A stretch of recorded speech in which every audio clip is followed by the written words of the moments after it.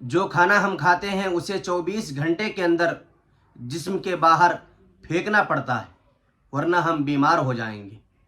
اسی طرح جو پانی ہم پیتے ہیں اسے 4 گھنٹے کے اندر باہر نکالنا پڑتا ہے، ورنہ ہم بیمار ہو جائیں گے۔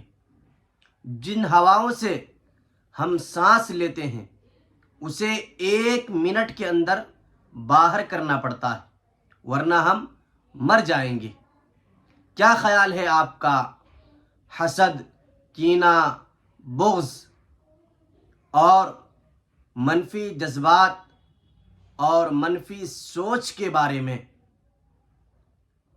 اگر اس کو پالیں گے تو ہمارے جسم کے اندر روحانی کیفیت کیسے برقرار رہے گی؟